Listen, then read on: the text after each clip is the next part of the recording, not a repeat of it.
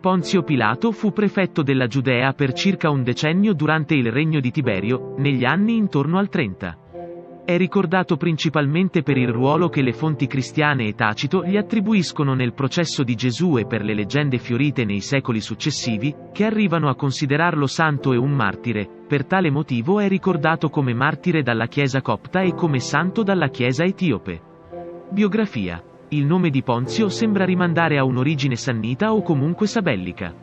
Il cognomen fu da qualcuno fatto derivare da Pileus, un copricapo usato durante l'affrancamento degli schiavi, il che ne farebbe un liberto o almeno discendente di liberti. Altri lo associano, con più verosimiglianza, a Pilum, un giavellotto. Il prenomen non è riportato da alcuna fonte. Come tutti i procuratori, doveva appartenere all'ordine equestre. Le fonti antiche che parlano di lui sono due autori giudei del I secolo. Flavio Giuseppe, la fonte principale, ne parla nelle opere Guerra giudaica, scritta negli anni 70, e soprattutto nelle Antichità giudaiche, scritta negli anni 90. Filone di Alessandria ne parla nell'Ambasceria a Gaio, scritta circa nel 41, il che ne fa temporalmente la fonte più vicina agli eventi. Un breve accenno è inoltre presente negli Annali di Tacito, i due libri di tale opera in cui presumibilmente si doveva parlare anche del mandato di Pilato in Giudea sono andati perdut. Infine bisogna citare anche le lettere di Ignazio di Antiochia agli Smirnei, ai Magnesi e ai Tralli, scritte all'inizio del II secolo. Dopo Valerio Grato, fu il quinto prefetto della Giudea, su nomina di Seiano e in carica tra gli anni 26 e 36, è famoso per il ruolo che svolse nella passione di Gesù, secondo quanto testimoniano i Vangeli, in quanto fu giudice del processo di Gesù. Rifiutatosi di condannarlo, in seguito si lavò le mani, cedendo di fatto alle richieste dei Sadducei che volevano la crocifissione. Secondo quanto riportato da Flavio Giuseppe, Pilato provò senza successo a romanizzare la Giudea, introducendo immagini dell'imperatore a Gerusalemme, cosa che suscitò una forte protesta perché la legge mosaica non lo consentiva, e provando a costruire un acquedotto con i fondi che si raccoglievano nel Tempio. Anche se Gerusalemme rimaneva la capitale, il procuratore romano aveva la sua residenza a Cesarea che, grazie alla sua ubicazione, rappresentava una buona scelta strategica. Il governatore, legato di Siria, Lucio Vitellio, padre del futuro princeps, lo destituì nell'anno 36 o 37 a causa della durezza con la quale aveva represso i Samaritani che avevano messo in atto la rivolta del Monte Garizim e lo inviò a Roma per rispondere del suo operato davanti al principe. Ma prima che Pilato potesse raggiungere Roma, Tiberio morì. Da questo momento la sua figura scompare dalle fonti. Nel ruolo di prefetto della Giudea gli subentrò Marcello, amico di Lucio Vitellio. Filone di Alessandria racconta che era corrotto, licenzioso e crudele, che rubava e che condannava senza processo. Iscrizione di Cesarea di Palestina. Nel 1961 presso l'anfiteatro romano di Cesarea è stata rinvenuta casualmente una lapide risalente al periodo tiberiano, sulla quale Pilato veniva menzionato nell'incisione incompleta che recita: Caesarem sibu, S. Tiberieum, Pon, Tius Pilatus, Praef, Ectus Iuda, e traducibile forse come, presso i Cesarensi, Ponzio Pilato, prefetto di Giudea, dedicato a Tiberio. Altre interpretazioni riferiscono di una possibile attestazione di lavori effettuati da Pilato presso l'anfiteatro della città, forse colpita da un terremoto, o della presenza sul luogo del ritrovamento di un tempio realizzato in onore dell'imperatore da Pilato. Ruolo nella passione di Gesù. Negli scritti cristiani, secondo il Nuovo Testamento, benché secondo alcuni tali narrazioni non siano storicamente conciliabili e attendibili, rappresentando queste, per certi studiosi, la personale interpretazione teologica di ogni evangelista su precedenti materiali della tradizione cristiana, Gesù fu portato al cospetto di Pilato dalle autorità ebraiche di Gerusalemme, le quali, dopo averlo arrestato, lo interrogarono e ricevettero delle risposte che lo fecero considerare blasfemo. Pilato compare in tutti e quattro i Vangeli canonici. Il Vangelo secondo Marco mostra Gesù innocente dell'accusa di avere complottato contro l'impero romano e raffigura Pilato come estremamente riluttante a giustiziarlo, dando la colpa alle gerarchie giudaiche per la condanna, anche se Pilato era l'unica autorità in grado di decidere una condanna a morte. Nel Vangelo secondo Matteo Pilato si lava le mani del caso e, riluttante, manda Gesù a morte. Nel Vangelo secondo Luca Pilato riconosce che Gesù non aveva minacciato l'impero. Nel Vangelo secondo Giovanni Pilato interroga Gesù, il quale non afferma di essere né il figlio dell'uomo né il Messia, ma gli dà conferma rispondendo, tu lo dici, io sono, Giovanni 18:37. In merito alla figura di Ponzio Pilato il racconto dei Vangeli non appare storico e gli esegeti del Cattolico, nuovo grande commentario biblico, osservano che i ritratti che ne danno i Vangeli come di un uomo indeciso e preoccupato della giustizia contraddicono altre antiche descrizioni della sua crudeltà e ostinazione, mentre il teologo John Dominic Crossan, ex sacerdote cattolico e tra i cofondatori del Jesus Seminar, rileva come le informazioni riguardanti Pilato, che ci giungono da Flavio Giuseppe mostrano la sua mancanza di interesse per la sensibilità religiosa ebraica e la sua capacità di avere metodi piuttosto brutali per il controllo della popolazione. La domanda più importante che Pilato fece a Gesù fu se lui considerasse se stesso come re dei Giudei.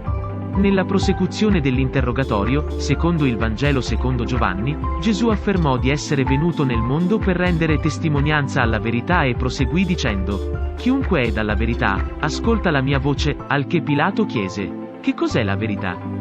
Tale descrizione dell'interrogatorio, data dal solo Vangelo secondo Giovanni, è storicamente inverosimile, presentando la massima autorità romana Ponzio Pilato, noto per la sua crudeltà nei confronti degli ebrei, che fa da spola fuori e dentro il pretorio almeno 6 volte, fungendo da portavoce tra Gesù e i capi giudei, questo per non urtare la sensibilità religiosa dei suoi sudditi, in quanto i capi dei giudei non vollero entrare nel pretorio per non compromettere la loro purità rituale, in vista della cena pasquale di quella sera.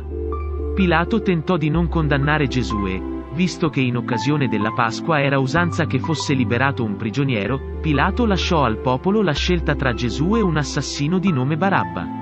Tale episodio, anche secondo molti studiosi cristiani, è da ritenersi leggendario e, in merito a questa amnistia per la Pasqua, va rilevato come non sia mai stata documentata storicamente per nessun governatore romano di alcuna provincia e gli stessi evangelisti sono in disaccordo se tale amnistia provenisse dai romani o dagli ebrei. Anche la figura di Barabba, personaggio che non è menzionato al di fuori dei Vangeli, probabilmente non è storica, ma anch'essa di natura teologica.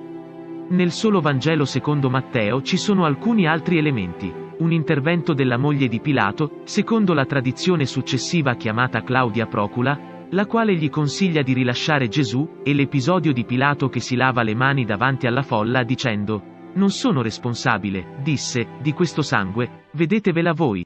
A cui gli ebrei rispondono: il suo sangue ricada sopra di noi e sopra i nostri figli. Matteo capitolo 27 versi 24 e 25. Tutti questi elementi, presenti nel solo Vangelo di Matteo, non sono considerati storici così come gli episodi matteani, relativi a Giuda, dei 30 pezzi di argento e del campo di sangue, ma sono elementi tratti da tradizioni popolari e inseriti dall'Evangelista per i suoi scopi teologici. In particolare, l'assunzione di responsabilità degli ebrei, in risposta al lavarsi le mani di Pilato, come è noto non è storica, proietta all'indietro le polemiche tra i giudei e i seguaci di Gesù della fine del I secolo. Tale episodio, atto a scagionare Pilato, sarà utilizzato dai cristiani in maniera antiebraica e sarà trattato come se fosse una automaledizione con la quale la gente ebraica attirò su se stessa il sangue di Gesù per tutti i tempi successivi.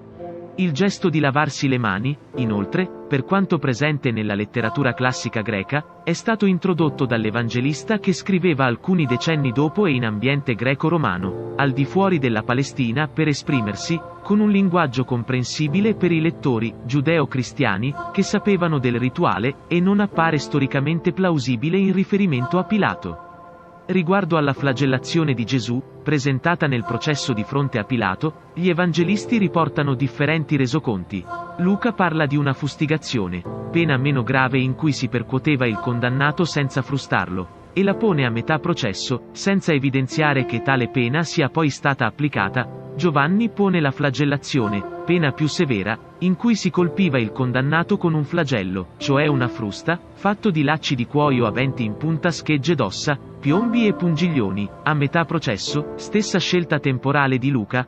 Marco, Matteo fanno invece riferimento a una flagellazione a processo terminato. La versione storicamente più verosimile appare essere quella di Marco, Matteo.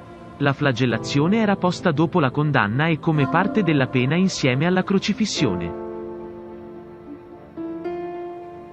Pilato è anche presente negli Atti di Pilato, un apocrifo biblico del II-III secolo. Eusebio di Cesarea, citando degli scritti apocrifi, afferma che Pilato non ebbe fortuna sotto il regno di Caligola, che lo inviò nelle Gallie, dove si suicidò nella città di Vienna. Anche secondo Agapio di Ierapoli Pilato si suicidò. Durante il primo anno del regno di Caligola. Fonti antiche non cristiane. Un altro testo che parla di Pilato in relazione a Gesù è il Testimonium Flavianum, un brano tramandato all'interno delle antichità giudaiche dello storico giudeo Flavio Giuseppe e risalente all'anno 93 o 94, ma di dubbia autenticità. Ci fu verso questo tempo Gesù, uomo saggio, se più bisogna chiamarlo uomo, era infatti autore di opere straordinarie, maestro di uomini che accolgono con piacere la verità, e attirò a sé molti giudei, e anche molti dei greci. Questi era il Cristo. E quando Pilato, per denunzia degli uomini notabili fra noi, lo punì di croce, non cessarono coloro che da principio lo avevano amato. Egli infatti apparve loro al terzo giorno nuovamente vivo, avendo già annunziato i divini profeti queste e migliaia di altre meraviglie riguardo a lui. Ancor oggi non è venuta meno la tribù di quelli che, da costui, sono chiamati cristiani.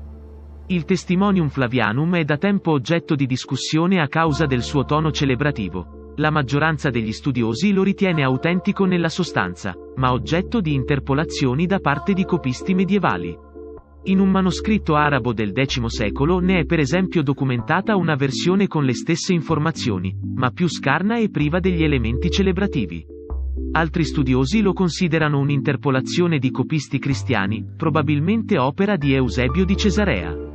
Un riferimento a Pilato è inoltre presente nel brano dello storico romano Tacito risalente all'anno 116 o 117, Cristo era stato ucciso sotto l'imperatore Tiberio dal procuratore Pilato.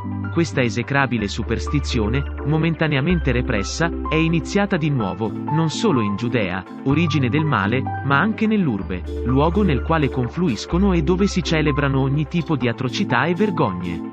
Secondo alcuni, in questo passo di Tacito ci sarebbe un errore. A Pilato infatti viene assegnato il ruolo di procuratore e non quello di prefetto, mentre tale titolo, a parere di alcuni studiosi, entrò in uso solo dal 44. Altri fanno però notare come il termine procuratore venga attribuito da Flavio Giuseppe anche a Coponio, il primo prefectus cum iure gladi della Giudea appena diventata provincia romana. Questo dimostrerebbe una certa confusione nell'uso dei termini da parte degli storici antichi. Prefetto indicava un ruolo militare, procuratore un ruolo legato alle finanze. Inoltre il fatto che Pilato venisse anche qualificato con il titolo di prefetto è confermato dal rinvenimento dell'iscrizione di Cesarea in cui è appunto definito prefetto della Giudea.